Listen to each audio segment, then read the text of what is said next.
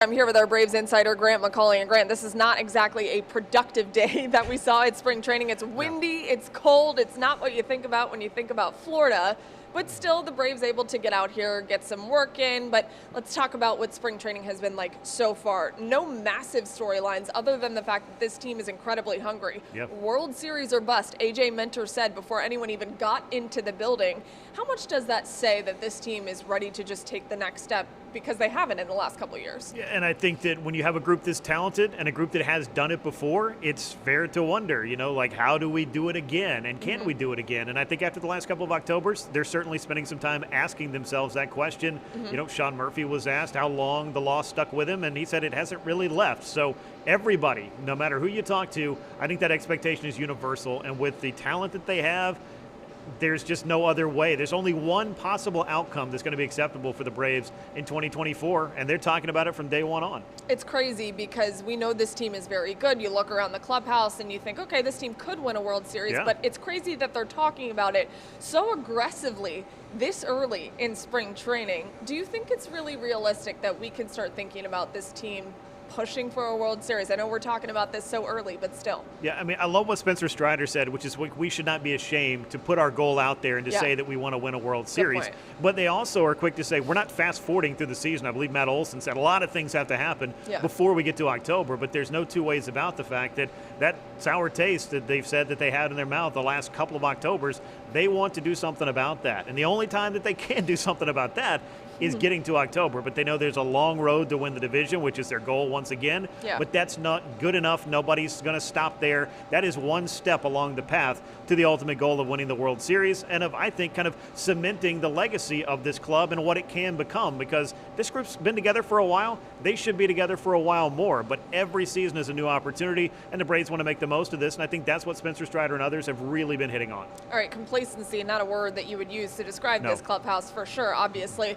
Not a ton of big storylines, but one of the biggest is who is going to be the Braves' fifth starter. There are a couple options there. We did talk to Ronaldo Lopez, who Brian Snitker said they're going to stretch him out as a starter. He's been both a reliever and starter in his career.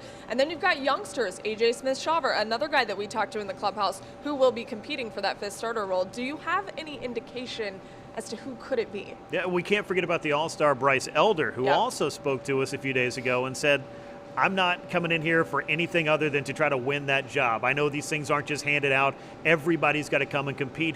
A 2.97 ERA in the first half last year, second half ERA over 5. A tough one for Bryce Elder, but I do think that he grew a lot and got a lot of experience there. Can't overlook him. Ronaldo Lopez is a hard thrower who I really think is a huge bullpen weapon, but as far as starting is concerned, he hasn't really done that since 2020, so I'm interested to see if he does, in fact, win that job. And, of course, as we know, injuries can change even the best laid plans. The Braves deal with this year after year after year. They want to get a look at some of this depth. A.J. Smith-Shawver, Hurston Waldrop, Ian Anderson could be back from Tommy John surgery midseason. That could also help out. But fifth starter, probably the only real question mark other than perhaps who's going to be the fourth or fifth outfielder, depending on how they want to slice that up. Another big storyline, Chris Sale's arrival here to Cool Today Park. He's been down in Florida for a while. Everybody knows he's from Florida. He's been able to get acclimated to the facility early, which is great. But his teammates have unbelievable things to say about him. It's easy to do that, especially when you think about how good Chris Sale can be. He said he's healthy. He said it feels really good. First normal offseason for him in quite some time. But look, it's been a long time since we've seen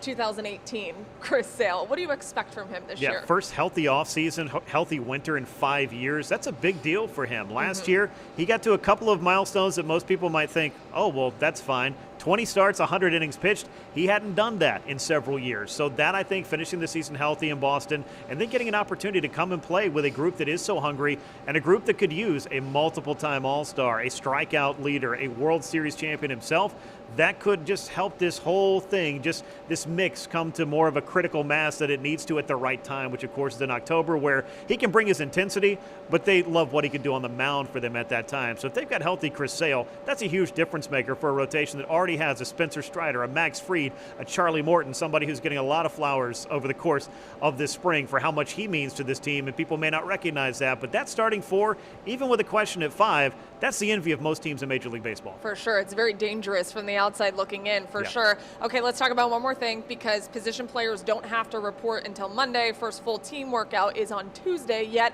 Almost the entire team Yeah. has been here throughout the course of the weekend. What does that say about this group? The fact that they're so hungry, they want to get after it early. Yeah, I mean, they're ready to get to work. I mean, you've got the National League's unanimous MVP, Ronald Acuna Jr., Brian Snitker telling us that, hey, we were going to take it easy because it's raining. Guys can come in if they want to.